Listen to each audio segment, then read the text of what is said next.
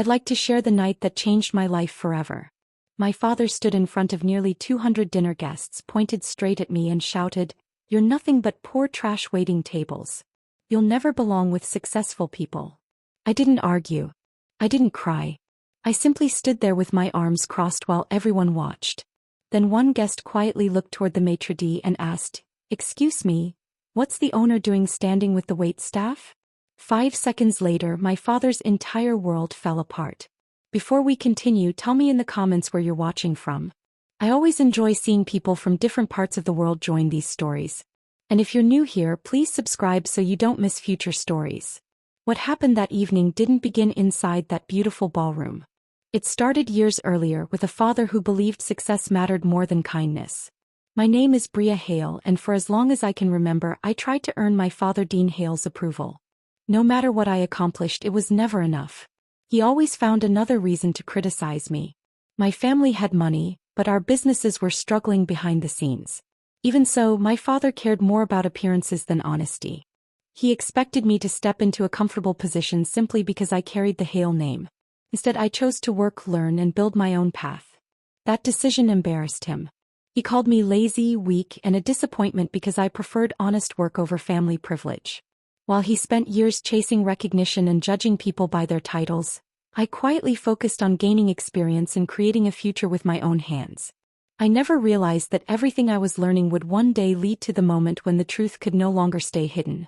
As my father humiliated me before nearly 200 guests, I remained silent because I already knew something he didn't, and within moments, everyone else would know it too. Several years earlier, my father measured every person by what they owned instead of who they were.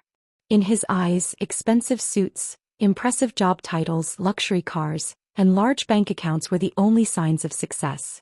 He believed people without those things deserved little respect. I grew up listening to those opinions, but deep down I never agreed with them. After finishing school, my father expected me to walk into a management position at one of our family businesses without earning it. He thought my last name should open every door. But I wanted something different. I wanted to understand the hospitality industry from the ground up. I believed the best leaders were the ones who understood every job because they had done it themselves. That decision disappointed him more than anything else I had ever done. Instead of encouraging me, he treated my choice as if I had embarrassed the entire family. Whenever relatives gathered for birthdays, holidays, or special dinners, he found a way to make me the joke of the evening. He would smile at everyone before saying that his daughter preferred carrying plates instead of running companies. My stepmother laughed beside him as though his words were entertaining, and my younger brother quickly joined in. Before long, mocking me became part of every family celebration.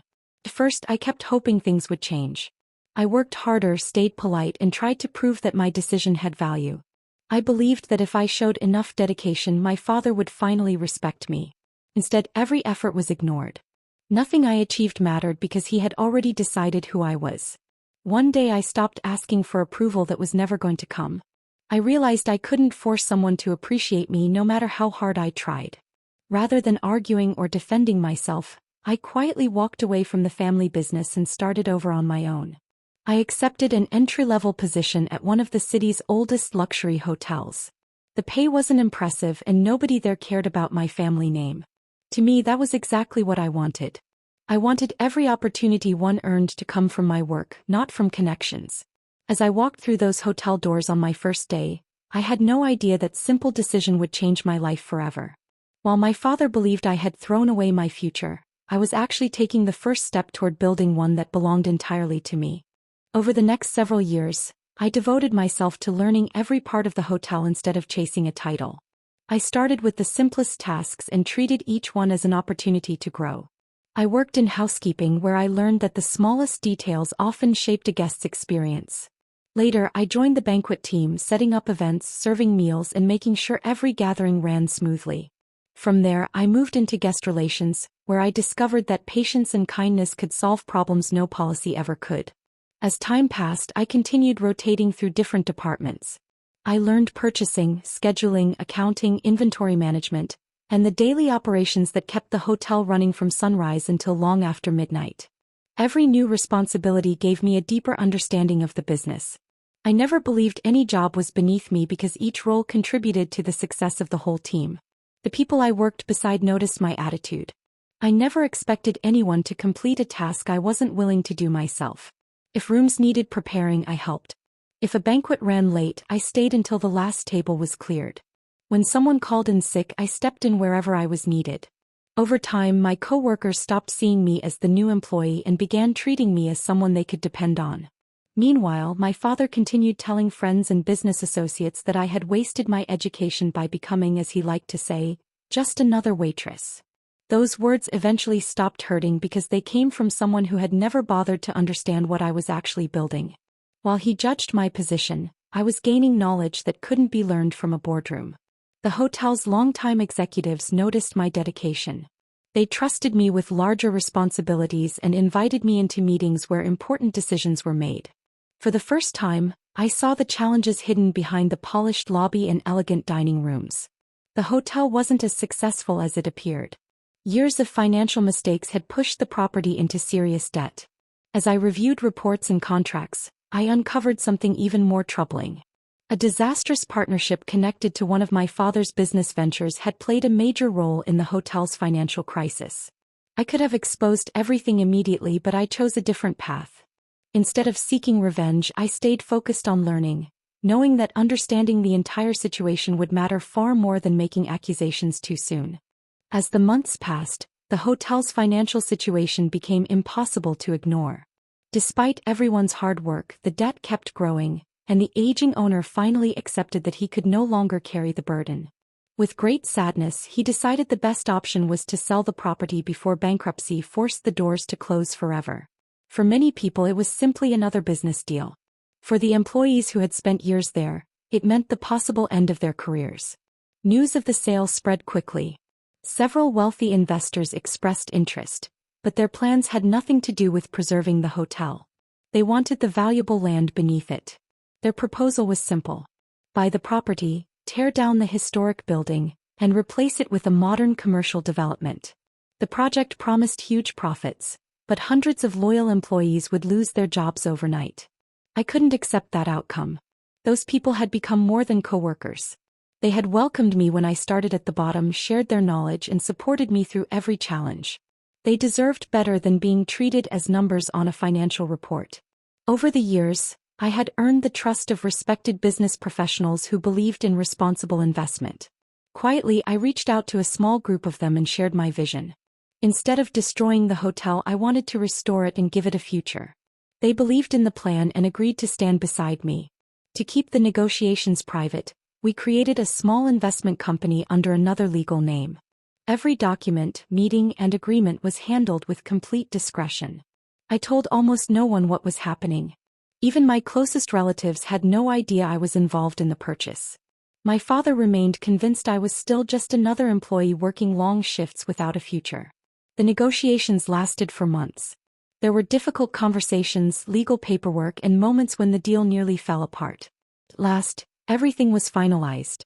Through the investment company, we officially purchased the hotel. Although I had become the true owner, I made a decision that surprised everyone involved. I kept working beside my team instead of moving into a private office. I wanted to continue learning, earning my employees' trust, and understanding every challenge they faced before revealing the truth. I wasn't interested in recognition. My goal was to build a stronger business, protect the people who depended on it, and prove that genuine leadership begins with service, not status. A few months after the purchase was completed, the hotel was finally moving in the right direction. We focused on improving our services, supporting our employees, and restoring the reputation the property had once enjoyed. The ownership remained confidential because I wanted the business to grow through its results, not because people knew my name. Keeping everything private also allowed me to understand the company without anyone treating me differently. Around that time, my father announced what he described as the biggest opportunity of his career. He organized a grand charity dinner to impress investors, business partners, local leaders, and wealthy donors. He believed the event would help secure a major business expansion and strengthen his reputation. After comparing different venues, he selected my hotel because he assumed the management would agree to whatever he demanded. The situation almost felt unbelievable. He spent weeks discussing plans with people who reported to me, yet he had no idea his own daughter owned the entire property. Every agreement, approval, and important decision was handled under my authority, but I stayed in the background and allowed my management team to work as usual. There was no reason for anyone outside the company to know the truth. When the evening arrived, the ballroom looked elegant. Crystal chandeliers reflected warm light across the room, beautifully arranged tables welcomed the guests, and fresh flowers completed the decorations. Nearly 200 people attended the event, including successful entrepreneurs, community leaders, charity supporters, and longtime clients. My employees had worked incredibly hard to prepare for the occasion, and I wanted to stand beside them. Instead of remaining inside a private office, I put on my work uniform and joined the banquet staff. I had always believed a good leader should never ask others to do work they were unwilling to do themselves. Serving alongside my team wasn't an act. It was simply how I believed a business should be run. Throughout the evening, my father walked confidently through the ballroom, greeting guests and enjoying the attention. More than once, I heard him make insulting comments about the people serving food and clearing tables. He acted as though honest work had no value, never realizing every employee around him worked for me. While he proudly entertained his guests, he had no idea that the biggest surprise of the night was only moments away, and it would leave the entire ballroom speechless. As the dinner reached its busiest moment, every table was full, conversations filled the ballroom, and the staff moved quickly to make sure each guest received excellent service. I was helping deliver meals and checking that everything was running smoothly, just as I had done many times before. To me, it was another evening of supporting my team. To my father, it was something entirely different. From across the room, Dean suddenly noticed me carrying a serving tray. His expression changed instantly. Anger replaced the confident smile he had worn all evening. Without thinking about where he was or who was watching, he marched across the ballroom toward me. His footsteps were so determined that nearby conversations began to fade as people sensed something was about to happen. When he reached me, he didn't lower his voice. Instead, he made sure everyone could hear every word. "What are you doing?" he shouted. "Have you completely lost your mind? You're embarrassing this family." The room fell quiet. Guests turned away from their conversations and looked directly at us. Business leaders, charity donors, elected officials, and respected members of the community watched without saying a word. My father pointed at me with obvious disgust. "You're nothing but poor trash waiting tables," he yelled. "You'll never deserve the Hale family name. You'll never belong with successful people." His words echoed through the ballroom. I could see shocked expressions on the faces of my coworkers. Some looked angry on my behalf. Others seemed uncomfortable, unsure whether they should step in. No one moved. The silence became almost impossible to ignore. I didn't answer him. I didn't raise my voice or try to defend myself. I didn't allow his insults to control my emotions. I simply stood there with my arms crossed and looked at him calmly. After years of hearing the same criticism, I had learned that arguing would change nothing. He had already decided who he believed I was. My father mistook my silence for defeat. He smiled as though he had won, convinced he had put me in my place before the city's most influential people. What he failed to understand was that I wasn't staying quiet because I had nothing to say. I remained silent because the truth didn't need my words. It was already making its way across the ballroom, and within moments, everyone there would discover exactly who I was. The silence inside the ballroom felt endless. My father stood in front of me, convinced he had just proven his point. Many of the guests avoided speaking, unsure how to react after witnessing such a public humiliation. Others looked at me with sympathy, wondering why I refused to defend myself. I remained exactly where I was, calm and patient, because I knew everything was about to change. Then a respected businessman seated near the front looked toward the maitre d'. His expression showed genuine confusion. After watching the confrontation, he quietly asked, "I'm sorry, what's the owner doing standing over there?" The question caught everyone's attention. The maitre d' paused for only a brief moment before answering with complete confidence. He respectfully pointed in my direction and said, "Sir, she is the owner." A wave of shocked whispers swept through the ballroom. Guests stared at me, then at my father, trying to understand what they had just heard. The room that had been filled with conversation only moments earlier now echoed with disbelief. My father burst into laughter. He shook his head as if someone had told the world's funniest joke. "That's ridiculous," he said loudly. "There must be some mistake." but nobody else was laughing. Before another word could be spoken, the hotel's senior executives began walking across the ballroom. Department managers followed close behind. The director of operations joined them, along with the hotel's legal counsel. One by one they approached me instead of my father. As they reached me, each greeted me with the same respect they always had. "Good evening, Ms. Hale. We've handled everything exactly as you requested. The event has gone smoothly." Their words left no room for doubt. The legal counsel then handed me a folder containing documents that required my approval. I reviewed the final page, signed it, and returned it without saying a word. Every person watching understood exactly what that simple moment meant. I wasn't pretending to be important. I was the person responsible for every major decision inside the hotel. My father's smile slowly disappeared. The confidence he had carried all evening faded from his face as reality finally settled in. He looked around the ballroom, hoping someone would deny what was happening, but no one came to his rescue. Every guest now understood the truth. The daughter he had called poor trash wasn't an employee he could insult without consequence. She was the owner of the hotel where he had chosen to humiliate her, and his carefully crafted image began falling apart before everyone's eyes. The ballroom remained completely silent as every guest waited for someone to explain what had just happened. I looked around the room and took a slow breath before speaking. There was no anger in my voice and no desire to embarrass anyone. I simply wanted the truth to be heard. "I purchased this hotel 8 months ago," I said calmly. "The sale was completed through an investment company created for that purpose, which is why very few people knew I was involved." A wave of whispers spread across the room again. My father stared at me without saying a word. For the first time that evening he seemed unsure of himself. "I didn't buy this property to prove a point," I continued. "I bought it because I couldn't stand by and watch hundreds of hardworking people lose their jobs." I glanced toward the employees standing around the ballroom. Many of them had spent years serving guests with pride. They had supported one another through difficult times and deserved a chance to keep building their lives. When I began working here, I learned far more than how to serve meals or manage events. I learned about the people who kept this place running every single day. They became more than coworkers. They became a family that earned my respect. I paused before continuing. As I learned more about the hotel's finances, I discovered it was heading toward bankruptcy.